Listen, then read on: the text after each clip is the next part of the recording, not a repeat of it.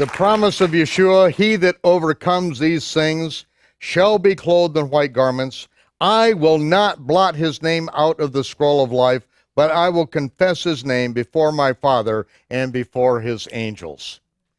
In Matthew chapter 22, one of the last parables that he speaks to the people gathered together there in Jerusalem, with hundreds of thousands, by this time, literally millions in Israel are gathered together for the feast of Passover. Yeshua spoke to them another parable and said, the kingdom of heaven is like to a certain king. Now, people think that when it says certain, that means it's a specific king. No, the word in Greek is anthropos, which is just a man. Yeah, and it's a figure of speech. It's not like it's a man king. It's just, it's a man, a king. Okay, the terminology is used whether it's a woman or a man. It's just a certain king. It could be a real person, or it could be, in this case, it says he speaks to them a what? A parable. Okay, there was a certain man named Lazarus who was begged at the gate of this wealthy man. People say, well, a certain man, if he's a certain man, that means there really was a man named Lazarus. No, it's a parable. He's giving us a parable, which is a parallel of something in the physical world that has a parallel on the spiritual world. Something that a way to understand the spiritual realities because of this parallel on this world that we can all understand. Now, we know about a king. We know the authority of a king. So he said there was the kingdom of heaven is like to a certain king, which made a marriage for his son. He sent forth his servants to call those who were invited to the wedding, but they refused to come. Again, he sent forth other servants, saying to tell those who were invited, look, I prepared my dinner. My oxen and my fatlings are killed, and all things are ready. Come to the marriage. But they made light of it, went their ways. One went to his farm, another went to his place of business. The remnant took his servants and entreated them spitefully and killed them. When the king heard, he was absolutely furious. He sent his armies and destroyed those murderers, incinerated their city. Then he said to his servants, the wedding is ready, but they which were forbidden are not worthy. Therefore, go into the highways, as many as you find, invite them to the marriage. So the servants went into the highways and gathered together all as many as they found, both bad and good, didn't discriminate. And the wedding was finally furnished with guests. When the king came in to see the guest, he saw a man there who did not have on a wedding garment. He said to him, friend, how is it that you came in without a wedding garment? He was speechless. Then said the king to his servants, bind him hand and foot, and take him away, and cast him into outer darkness. There shall be weeping and gnashing of teeth. Many are called, but few choose to respond appropriately to the invitation. See, the King James is a little hard there. Many are called, but few are chosen. No, many are called, but few choose to respond appropriately. This is the meaning of this. This is what this is saying. And so when the end comes, when anyone is invited, because we know and have a rough idea of what he's talking about, because we've got scribes and Pharisees, we've got religious leaders that are gathered there together at Jerusalem, but they do not want to hear the gospel of the kingdom. They don't want to hear what Yeshua has to say, but see, because he's telling them that their rules and regulations that they made up are absolutely against the Torah. This is completely the opposite of what Moses said. No one adds, no one takes away. The rules of the kingdom are the rules of the kingdom. You want to enter the kingdom, you go through the door. You don't go your own way. You don't make up your own way. I am the way. I am the door. I am the definition of the truth. If you want in, you've got to go this way or you can forget it. You're not coming in. And he says that they spitefully entreated his servants. He's talking about the prophets. He's talking about what's about to happen to him, and what is going to happen? The temple will be destroyed. The Levitical priesthood in complete disarray. And there you have one of the layers of Daniel's prophecy. For the overspreading of abominations, he shall make it desolate. In that way, the overspreading of abominations going on in the second temple period, the temple was made desolate by Yeshua, who was cut off in the midst of the week on a Wednesday. So, there's more than one layer to Daniel's prophecy here, ladies and gentlemen. And he's saying that the armies, he's going to send his armies in and is going to kill them.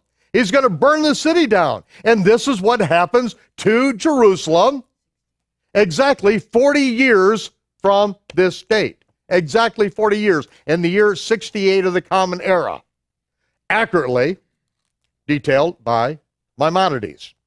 In the year before the 380th Greek era. Not the year 70, as we've been crammed down our throat by Rome, along with the 1 BC birth and the December 25th birthday, that finally the last pope, before he checked out, finally admitted that the whole thing was made up and it's not true. Well, see, he had to come out in the open. We've been telling the truth too long, and in the Vatican City, they're watching Shabbat Night Live, and they can't get away with what they used to get away with. The Swiss Guard is watching the program, and they said, enough is enough, Pope. You got to come clean on this. Okay, at least I imagined some of these things going on there, okay? So, let me live in my little fantasy world for a little bit here. So, all these people are invited, and see, now this parable, I do not believe this parable is saying that come the time of the marriage supper of the Lamb, at the time, and let me give you this straight, because now we're gathered together in the sea of fire and glass, and the angels are pouring out the wrath of God upon the earth. When the last bowl is poured out, the cry goes out of the throne room, it is finished. And then the bride dresses herself in white garments, which are the righteous acts of the saints, and are ushered into the marriage supper of the Lamb. Now, I do not believe that this parable is telling us that the Almighty is going to be standing inside the Mishkan in heaven and saying to a bunch of people, excuse me, friend, did you really think you're going to show up in these stinking, filthy garments? And he's going to say, bind them hand and foot and be cast out of darkness. I believe that what the parable is saying is, don't think that you're going to show up just as I am. You are either properly dressed or you aren't getting in. You will not be on the sea of fire and glass. You will not be in the first resurrection. You will not get up until the latter resurrection at the end of the 1,000 years. Now, let me play this out for you, ladies and gentlemen, because, I've really been thinking this thing through my entire life to try to make this thing make sense. So I am going to propose that this is the picture that we are getting from Yeshua. That those who are gathered together at the last trump are the ones that are prepared, that are watching, who have cleaned up their garments. We know that the resurrection at the end of the 1,000 years, those whose names are written in the book of life, they will enter into the new heaven and the new earth. But how about those who did not get their wedding garments on, who are not positioned as the bride of the Messiah, who have not taken the talents given to them in this life and invested them and done something with them?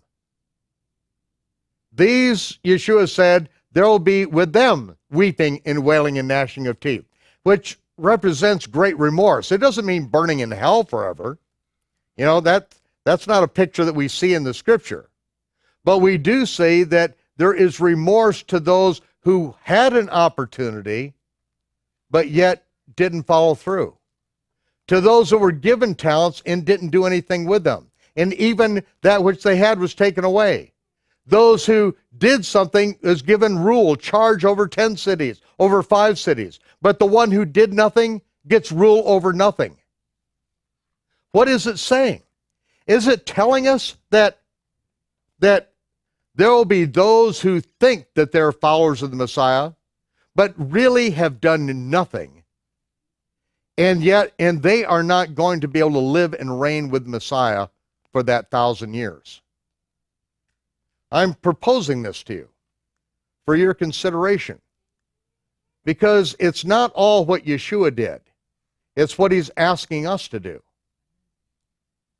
There are people that have, by command of heaven, gone to prison and spent the rest of their lives in prison so they could minister to the people in prisons in very rough circumstances, to where the people that go into those prisons don't come out alive.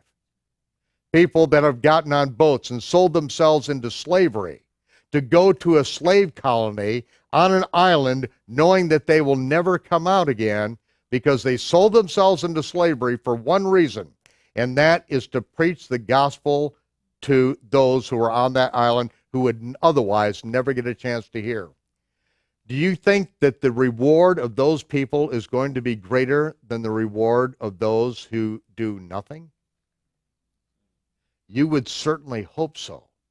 We would all hope that that would be the case, that there is some reward in this life for faithful service.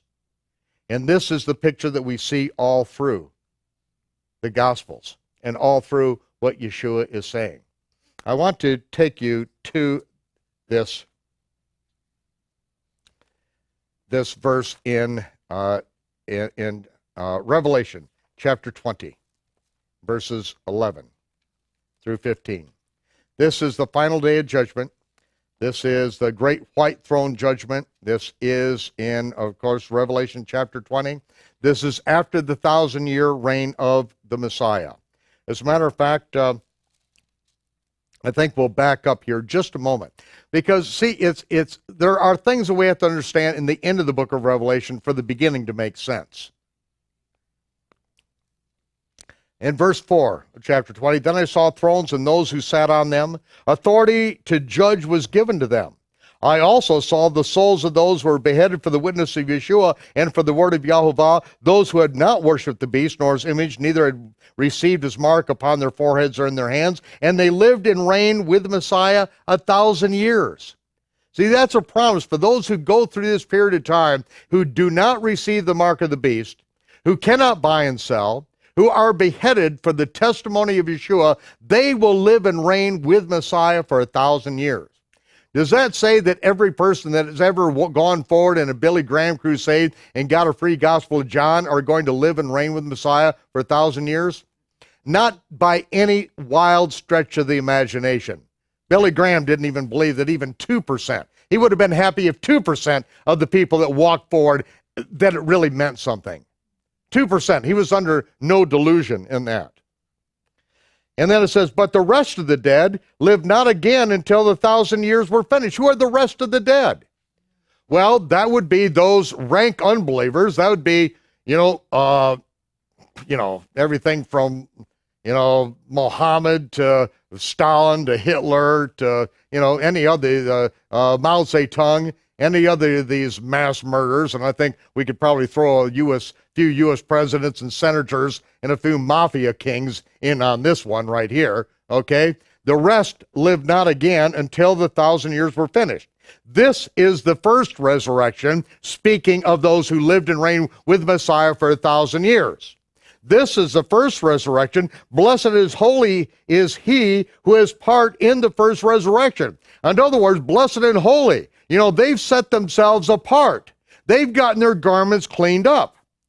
The second death has no power over them. They shall be priests, Kohanim of Yahovah and of Messiah, and they shall reign with him 1,000 years. Again, what a great and precious promise to those who really do what they're told to do by Yeshua and are not just innocent bystanders.